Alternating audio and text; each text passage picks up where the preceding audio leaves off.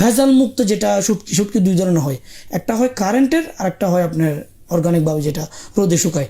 আর কারেন্টের এটার ক্যান্সারের প্রবণতা থাকে। তো আমি চাই মানুষকে ভালো একটা খাবার দেওয়ার জন্য, এটা আমি ভোজন রসিক একজন মানুষ, খাবার খেতে খুব ভালোবাসি। বলতে গেলে আমি এখন একটা কাজ করে স্বাচ্ছন্দ্য বোধ করি না, আমার ভালো লাগে না। আমার একসাথে দুইটা তিনটা কাজ না হলে আমার এরকম ভালো লাগে না। আমি জব করতেছি, পাশাপাশি কিছু করতে হবে, বা আমি এখন খাবার খাচ্ছি, পাশাপাশি আমাকে অন্য একটা কাজ করতে হবে, তাহলে আমি মনে করতেছি আমার কাজটা পরিপূর্ণ হচ্ছে। আপনি যে ব্যবসাগুলো হারিয়েছেন, এখন তো আপনি ব্যবসা শিখেছেন। জি স্যার। এখন আপনি আবার ব্যবসা করছেন, আমি যতদূর জানি। কি ব্যবসা করছেন এখন? প্রথমত আমি স্যার এই প্ল্যাটফর্ম থেকে পরীক্ষামূলকভাবে, আপনি জানেন স্যার, আমি কাতারে আমরা 6 বন্ধু মিলে একটা উদ্যোগ নিয়েছিলাম। যে কোনো কারণে স্যার ওটা বন্ধ হয়ে গেছে, বা আমি চলে আসছি ওটা থেকে। হয়তো আমি সময় দিতে পারতেছি না, বা আমার দ্বারা আমার মতো হচ্ছে না। আমি চাচ্ছি না আমাকে দিয়ে কি হবে, এটা হচ্ছে না, এটা আমি ছেড়ে দিলাম। ছেড়ে দেওয়ার পর আমি সিদ্ধান্ত নিলাম আমি নিজে কিছু করব, যেটাতে শুধুমাত্র আমার কর্তৃত্ব থাকবে। কারণ যেহেতু অন্যজনের সাথে যখন আমার আন্ডারস্ট্যান্ডিং হচ্ছে না, আর আমাকে একজনের সাথে আন্ডারস্ট্যান্ডিং করতে হলে আমার মিনিমাম তাকে 1 বছর জানতে হবে, আমাকে সে 1 বছর জানতে হবে। আর 1-2 মাসের জানাজানি, 6 মাসের জানাজানি কিছুই হয় না, যেটা আমি বুঝি যেটা। তো স্যার আমি ওটা বন্ধ করে দেওয়ার পরে আমি নিজে ফার্ম ঘুরছিলাম আমার বাবাকে দিয়ে। তো আমার বাবা অসুস্থ হওয়ার কারণে ওটা বন্ধ হয়ে যায়।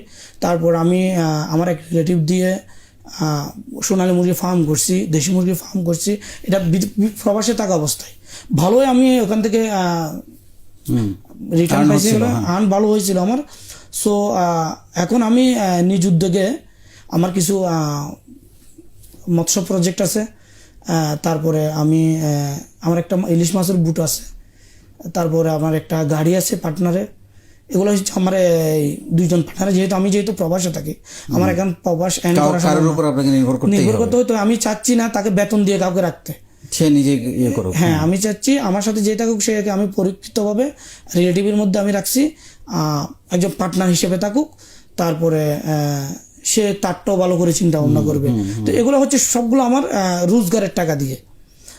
তো প্রায় এরপরে আমার একটা নিজের বলার মতো গল্প গ্রুপ থেকে আমি শুটকি খেতে খুব পছন্দ করি, যেহেতু আমার বাড়ি চট্টগ্রাম সন্তান। তো আমি একদিন শুটকিতে টকছি, আমাকে শুটকি 1600 টাকা দিয়ে আমি শুটকি অর্ডার করছিলাম 1 কেজি। উনি আমাকে 300 টাকা দামে শুটকি দিয়েছে। আমি চট্টগ্রামের শুটকি সম্বন্ধে আমার মোটামুটি অভিজ্ঞতা আছে। তখন থেকে আমি চিন্তা করলাম সারা বাংলাদেশের মাধ্যমে নিজের বলার মতো গল্প গ্রুপের বদলতে আমি সারা বাংলাদেশের মধ্যে ভেজাল মুক্ত যেটা শুটকি দুই ধরনের হয়, একটা হয় কারেন্টের আর একটা হয় আপনার অর্গানিকভাবে যেটা রোদে শুকায়। আর কারেন্টের এটার ক্যান্সারের প্রবণতা থাকে। তো আমি চাই মানুষকে ভালো একটা খাবার দেওয়ার জন্য, এটা আমি ভোজন রসিক একজন মানুষ, খাবার খেতে খুব ভালোবাসি। এবং তো আমি ওই উদ্যোগটা নিই। আলহামদুলিল্লাহ আমি এটা থেকে নিজের বলার মতো গল্প করবে ভালোই সাড়া পাই, অনেক ভাই বন্ধু আমাকে এটাতে অর্ডার করে। আরেকটা বিষয় আমার যেটা আছে, আমি এখনো পোস্টই করিনি, কিন্তু এটাতে আমার ভালো ব্যাপক একটা কিন্তু আর্ন হয়েছে এবং প্রফিটেবল একটা বিজনেস। যেখানে আমি চট্টগ্রাম পটিয়ার সন্তান। আমার বাড়ির পাশে একদম ছোটোবেলা থেকে আমার প্রাইমারি লাইফ থেকে আমরা দেখে আসতেছি লবণ কিভাবে প্রসেসিং হয়। মানে একদম ছোটোবেলা থেকে আমরা দেখছি, আমাদের একদম বলতে গেলে আমরা এটা খুব ছোটোবেলা থেকে দেখতেছি। তো আমি বলতেছি কেন না আমি এটা নিয়ে কাজ করি। তো আমি কয়েকটা মিট আপে, যখন আমরা অনলাইন মিট আপ, প্যান্ডামিক সিচুয়েশনের সময় আমরা অনলাইনে যখন মিট আপ করতাম, তখন আমি অনেক জায়গায় বলতাম আমার এরকম সুবিধা আছে, আপনারা চাইলে নিতে পারেন। তো আমি বেশ কয়েকজনকে লবণ দিছি, সাপ্লাই দিছি। আইডিনযুক্ত ওনারা ভালোই বলছে, ভালো সেল হয়। আমার খুব রিজনেবল প্রাইসে আমি আইডিনযুক্ত লবণ দিতে পারি। ট্রাক হিসাবে এক ট্রাকের প্রাইস 14 টন। আচ্ছা, না, অনেক ধন্যবাদ। আপনি সবচেয়ে বড় কথা, ভুল থেকে বেরিয়ে এসছেন, নিজের জীবনটা আবার গুছিয়ে নিয়েছেন। এখন আপনি ভালো আছেন, কাতারে আছেন, একই সঙ্গে বাংলাদেশেও আপনি বেশ কিছু ব্যবসার সঙ্গে নিজেকে জড়িয়ে ফেলেছেন এবং ব্যবসাগুলো এখন মোটামুটি ভালোই করছে। আগের মতো ব্যবসায় ভুল হওয়ার সম্ভাবনা তো এখন কম। না স্যার, এখন বলতে গেলে আগে তো করতাম বিজনেস, ব্যবসা, আর এখন করতেছি উদ্যোগ। এখন নিছি উদ্যোগ। এখন আমি চিন্তা করি না ওই বিজনেস থেকে আমার টাকা আসবে, ওটা দিয়ে আমি চলবো, ওটা আমার ওখান থেকে আমি ওখানে ইনভেস্ট করতেছি। আপনি জেনে খুশি হবেন স্যার, আমার সেই শূন্য থেকে আমি আবার আমার লাইফ শুরু করছি। আমি মনে করি 6 বছর আগে, 5 বছর শূন্য থেকে 5 বছর থেকে শুরু করছিলাম। তো আমি চিন্তা করি এখন আমার সব বিজনেসে সব মিলিয়ে আমার 26 লাখ টাকা 26 লাখ টাকা প্লাস হবে শুধু আমার বিজনেসে। আলহামদুলিল্লাহ আমার 70 লাখ টাকার আমার প্রপার্টিজ আমি নিছি এই 5 বছরে, জাস্ট এই 5 বছরে। কারণ এখন আমি ওইটা বুঝে গেছি কোন জায়গায় ইনভেস্ট করতে হবে। আলহামদুলিল্লাহ, ভেরি গুড। একদম সর্বশেষ প্রশ্ন, আমরা অনেকক্ষণ আলাপ করলাম আপনার সঙ্গে, আমার তো খুবই ভালো লাগছিল। এই যে প্রবাসীদেরকে আমি আমাদের নিজের বলার মতো একটা গল্প প্ল্যাটফর্ম থেকে যেভাবে শেখানো হচ্ছে, যেভাবে আপনার জীবনেও আমার ধারণা আপনি যদি এই প্ল্যাটফর্মটা পেতেন শুরুর দিকে, তাহলে হয়তো আপনার জীবনে ভুলগুলো হতো না বা এত বড় লসে আপনি পড়তেন না। তো এই যে প্রবাসীদেরকে নিয়ে আমরা যেই একটা কার্যক্রম চালিয়ে যাচ্ছি গত 4 বছর ধরে, আপনার কি মনে হয় যে তাদের কতটা উপকার হচ্ছে? স্যার আমি যদি 2010 বা 11 সালে যদি নিজের বলার মতো গল্প গ্রুপের একটা সন্ধান পেতাম, আমার মনে হয় না আমি শওকত আবার পিছনে চলে যেতে হতো। কারণ এই বিনামূল্যে এখনও যারা এই শিক্ষা প্রতিষ্ঠানে যুক্ত হয়ে এখান থেকে কিছু শিখতে পারে নাই, আমি মনে করি তারা 5 লক্ষ বা 10 লক্ষ টাকা দিয়ে পিএইচডি করে কোনো লাভ নাই। কারণ এখানে নিজের বলার মতো একটা গল্প গ্রুপে সব কিছু হাতে কলমে শেখানো হয়। আপনি কিছু করতে চান, আপনি ভলেন্টিয়ারিং যান, মাঠে যান। আপনি মাঠে না গেলে, প্র্যাকটিক্যাল না করলে কিছু কখনো আপনি শিখতে পারবেন না। আমি সবাইকে বলি, দেখেন আমার 62 লক্ষ টাকা স্যার লস হয়েছে, আমি বলছি আমার 1 কোটি টাকার লাভ হয়েছে। ওটা আমি লস প্রজেক্ট দেখি না, এটা আমি লাভের প্রজেক্ট দেখি। কেননা ভবিষ্যতে আমার 1 কোটি টাকা ইনভেস্ট করলে আমার ওই টাকাটা যাওয়ার সম্ভাবনা খুবই কম থাকবে। কারণ আমি বুঝে গেছি ওখানে কোথায় আমার টাকাটা ইনভেস্ট করলে আমার চলে যাবে বা একেবারে নাই হয়ে যাবে। কিন্তু এখন আমি যদি ইনভেস্ট যেখানেই করি না কেন, আমার টাকাটা যাওয়ার সময় আমি হয়তো 50% ধরতে পারবো। ওই জায়গাগুলোতে আমি ইনভেস্ট করি এখন, যেহেতু আমি নিজে এখন কিছু করতে পারি না, কারণ আমাকে বাইরে থাকতে হচ্ছে প্রবাসে।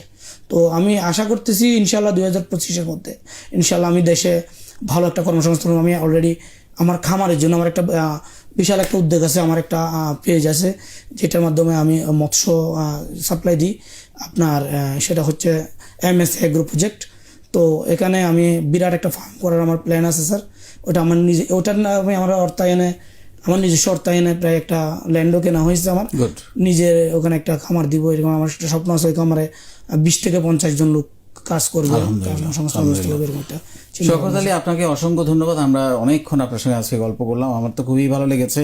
এবং আমরা যে কথা দিয়েছিলাম যে প্রবাসীদের আত্মত্যাগ, তাদের দুঃখ কষ্ট এবং তাদের ঘুরে দাঁড়ানো, এইসব নিয়ে আমরা সবাইকে জানাবো। সো আমরা আজকে আপনাকে পেয়ে গেলাম, আজকেই শুরু করতে পারলাম। আপনাকে অসংখ্য ধন্যবাদ আমাদের স্টুডিওতে এসে আপনার গল্প বলার জন্য। আপনার আগামী দিনগুলো আরও চমৎকার কাটুক এবং আপনার আমি যেটা স্বপ্ন দেখি, সারা জীবন তো আর বাইরে থাকবেন না, একসময় দেশে চলে আসবেন, যাতে দেশে চলে আসলে আপনার কাজের কোনো অসুবিধা না হয়, সে ক্ষেত্রটা আপনি অলরেডি তৈরি করে ফেলেছেন। আপনাকে সেজন্য অসংখ্য ধন্যবাদ। ভালো থাকবেন ইনশাল্লাহ। আসসালামু আলাইকুম স্যার, আপনাকে অসংখ্য ধন্যবাদ আমাকে ইউটিউব লাইভে আমন্ত্রণ জানানোর জন্য। সেই সাথে আমি থ্যাঙ্কস জানাতে চাই আমার ওয়াইফকে। সে যদি আমাকে সাপোর্ট না দিত, এখনও পর্যন্ত স্টিল সে আমাকে সাপোর্ট দিয়েছে বলে আমি কিন্তু নিজের বলার মতো একটা গল্প ফাউন্ডেশন এত দূর আসতে পারছি। কারণ আমি একজন প্রবাসী, আমি যতটুকু দেখছি আমার ফ্রেন্ড সার্কেল, আমরা কলিগরা তাদের ফ্যামিলি থেকে যতটা ফেরা পায় বা একটা জিনিস যেটা যতটা ডিপ্রেশনে থাকে, কিন্তু আমার ওয়াইফ আমাকে এখনো পর্যন্ত কখনো আমাকে কল দেয় না। উনি কখনো আমাকে কল দিয়ে বলেন আমাকে কল দিতে হবে বা ফোন দিতে হবে। ও আমাকে শুধুমাত্র মেসেজই করে। আমার যখন সময় হয় আমি তখনই সময় দিই আমার কাজগুলো গুছিয়ে। তবে সেই জন্য আমি আমার কাজগুলো করতে আরও ভালো স্বাচ্ছন্দ্য বোধ করি এবং আমার কোনো টেনশন লাগে না। সে বলে আমি তোমার পিছনে আছি, তুমি যেটাই করো ভালো উদ্যোগ নাও, ভালো কাজ করো, আমি সবসময় তোমার পাশে আছি। শেষে আমি অন্তর থেকে আমি আমার ওয়াইফকে থ্যাঙ্কস জানাতে চাই। সে না হলে আমি কখনো আর ঘুরে দাঁড়াতে পারতাম না। আলহামদুলিল্লাহ। না, এই কথাগুলো আমি সবসময় বলি যে পরিবার সবার আগে, পরিবারের সাপোর্ট সবার আগে এবং হাজব্যান্ডের দায়িত্ব স্ত্রীকে সম্মান দেয়া। আপনি আজকে এই কথাটা আমি অনেকবার আমাদের যে মিট আপগুলো সেগুলোতে আমি বলেছি। আপনি আজকে সত্যি সত্যি আপনার স্ত্রীকে সম্মান দিলেন। আমার ধারণা ভাবি অনুষ্ঠানটা দেখলে উনি অনেক খুশি হবেন। অনেক ধন্যবাদ আপনাকে। আসসালামু আলাইকুম স্যার, ধন্যবাদ। শুনলেন আপনারা শওকত আলীর গল্প, তার আত্মত্যাগ, তার কষ্ট, তার দুঃখ, তার সুখ, তার আনন্দ। সেই চট্টগ্রাম থেকে দুবাই, ওমান হয়ে তারপর কাতার, তারপরে আবার বাংলাদেশে এখন ব্যবসা শুরু করেছেন। নিজের বলার মতো গল্পের মাধ্যমে আবার ঘুরে দাঁড়ানোর চেষ্টা করছেন। এই যে টোটাল জার্নিটা আজকে আপনারা শুনলেন, আমি আপনাদেরকে একটু রিকোয়েস্ট করব, এইখান থেকে আপনারা আসলে কি নিলেন মানে আমরা জীবনে তো মানুষের এই গল্পগুলো বলার একটা উদ্দেশ্য আছে, যে এইখান থেকে শুনে যাতে করে একই ভুল যে ভুলগুলো হয় সে ভুলগুলো আমরা না করি। তারপরে এখানে আবার কিছু অনুপ্রেরণা আছে, যেমন উনি বললেন এখন 15 থেকে 20 ঘন্টা উনি কাজ করেন, এই যে এবং উনি নিজেই বললেন যে আমি এখন আর একটা কাজে সীমাবদ্ধ রাখতে চাই না জীবনে। এই যে একটা মানে নিজের মধ্যে একটা পরিবর্তন তৈরি করা, এটা খুবই গুরুত্বপূর্ণ আমি মনে করি। তো সেই জন্য আমি মনে করি যে এই গল্পগুলো আপনাদেরকে নতুন করে ভাবতে সাহায্য করবে, এবং সবচেয়ে বড় কথা তাদের আত্মত্যাগের গল্প শুনে আমরা আমাদের প্ল্যাটফর্মের, যেটাকে আমরা বলছি আমাদের দ্বিতীয় পরিবার নিজের বলার মতো একটা গল্প ফাউন্ডেশন, সেখানে সবাই আমরা তার সাথে শেয়ার করতে চাই এবং তাকে তার পাশে আছি আমরা, সেটা আমরা জানাতে চাই। সো এরকম গল্প ইনশাল্লাহ আমরা হয়তো সবসময় স্টুডিও থেকে পারবো না, কখনো কখনো বেশিরভাগ সময় আমরা লাইভে যুক্ত হব আমাদের প্রবাসী যারা আছেন তাদের গল্প শোনানোর জন্য। ভালো থাকবেন, ইনশাল্লাহ আবারও নতুন কাউকে নিয়ে আপনাদেরকে এরকম গল্প আপনাদেরকে শোনাবো। ততক্ষণ পর্যন্ত আল্লাহ হাফেজ।